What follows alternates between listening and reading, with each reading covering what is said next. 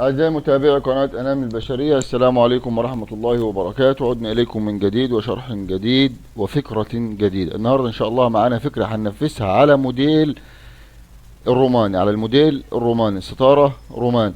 ولكن هو مش بنفس يعني مش بنفس القاعدة اللي بنمشي بيها على الستارة الروماني، ولكن احنا معانا مجرد فكرة هننفذها ان شاء الله تسهيلا للناس اللي ما عندهاش فكرة عن الستائر الروماني، لعلها تضيف لهم شيء. هي فكرة جميلة جدا، وكمان اي حد يقدر ينفذها في البيت. يعني اي حد ما عندوش مكنة خياطة يقدر ينفذها، اي حد ما عندوش مكنة خياطة يقدر ينفذها. أك...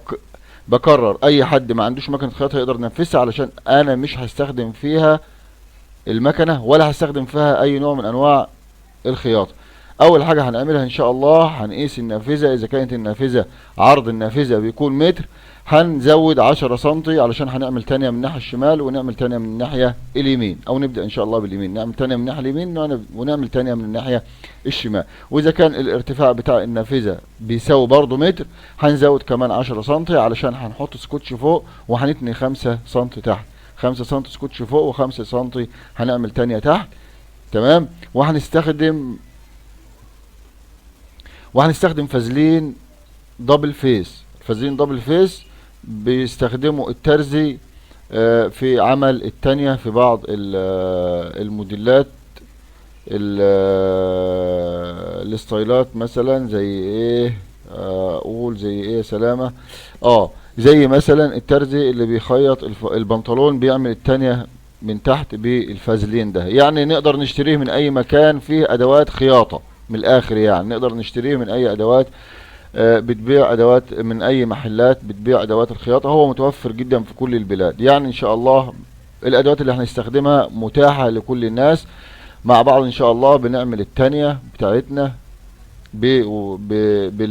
بالفازلين. الفازلين ده بيلزق الوشين في بعض، هو دبل فيس، فهو بيلزق الوشين في بعض. فاذا التانية بتاعتنا مش هنحتاج لها مكنة خياطة، ولكن هنحتاج شريط فازلين. هو دقيق جدا، تقريبا عرضه حوالي سنتي.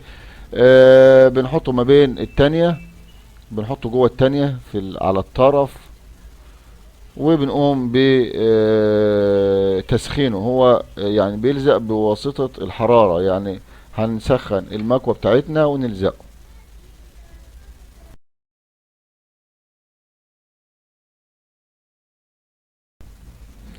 وبعد ما عملنا التنيات بتاعتنا، تنينا 5 سنتي من على الشمال و5 سنتي من على اليمين. بنوه بس لشيء مهم جدا. ده نموذج للشرح فقط لا غير. يعني ده مش موديل انا عملته او عندي نافذة بنفس المقاس اللي انا شغال عليه. ده مجرد نموذج للشرح فقط لا غير. يعني القماش اللي اتعمل ده على حسابكم ان شاء الله. والفازلين طبعا والحبل والحاجات اللي جت دي كلها. المهم، ان شاء الله بعد ما عملنا التانية بتاعتنا، عملنا تانية من على الشمال وتانية من على اليمين وتانية من تحت وتانية من تحت. وطبعا فوق ال5 سنتي اللي احنا سيبناهم هنستخدمهم في السكوتش اللي هيركب، عشان هم هيبقوا فوق، مش هنحتاج. طب ده اللي ظاهر امام حضراتكم دي قطع فايبر اللي هو الام دي اف. نختار على حسب الطيات اللي معانا الكسرات. يعني اذا كان معانا 4 كسرات هنجيب 4 قطع زي ما حضراتكم شايفين. 4 قطع 5 سنتي عرض، 5 سنتي. طبعا الام دي اف هنختار يعني اقل سمك 6 مللي مثلا. 6 مللي، 6 مللي في العرض بتاعنا اللي احنا هنستخدمه 5 سنتي.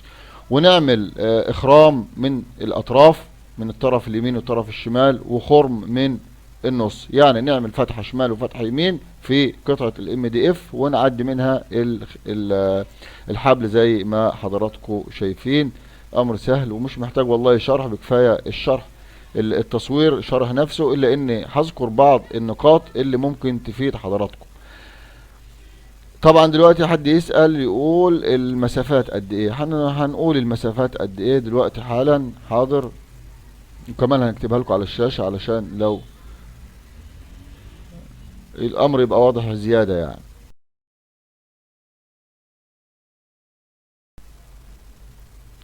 وهنجيب مسمار فولة سبق و يعني عرفتكم عليه في فيديو تجهيز البلتكانة. وهنحط 3 مسامير في الخشبة اللي فيها اللي لزقنا فيها السكوتش. 3 مسامير، هيبقى كل قصاد كل حبل مسمار علشان هنعدي الحبل من المسامير دي.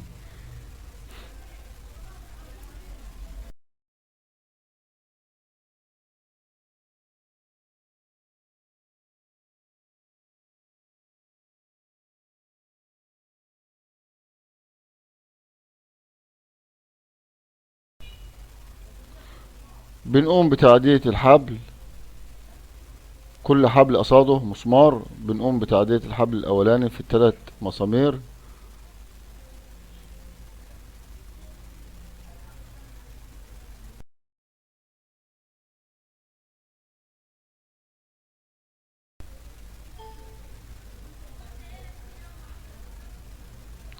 وبنقوم بتعدية الحبل التاني في المسمار اللي قصاده في نفس الاتجاه بتاع الحبل الاولاني، لان ال3 تحبال كلك هيتجمعوا في مكان واحد.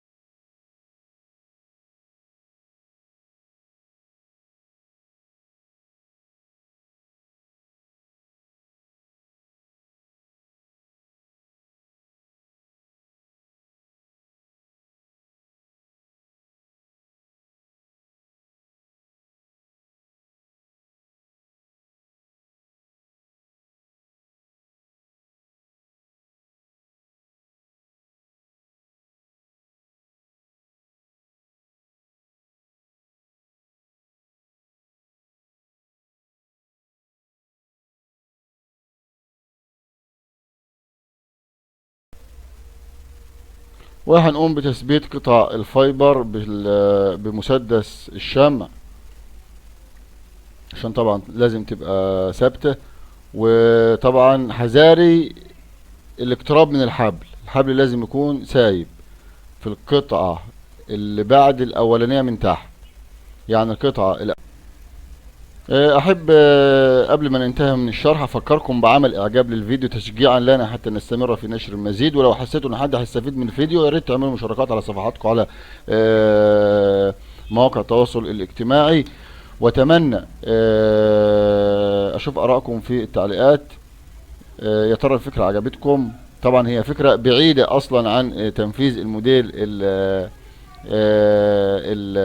الروماني، لكن ان شاء الله بوعدكم باذن الله رب العالمين لو ربنا يسر لي الامور هنزل لكم شرح كامل بالتفصيل لكيفية قص وعمل الموديل الروماني بالطريقة الصحيحة. فانتظرونا في فيديوهات كتير ان شاء الله، دعواتكم. وبعد ما بنقوم بلزق قطع الفايبر بنوصل للشكل النهائي.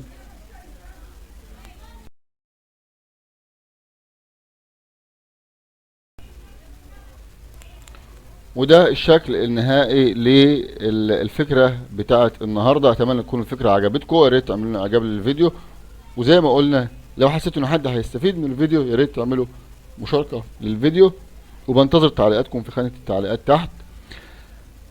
اتمنى مزيد من التفاعل على القناة. كان معكم سلامة قيالة وقناة انام البشرية. دمتم في امان الله وحفظه، والسلام عليكم ورحمة الله وبركاته.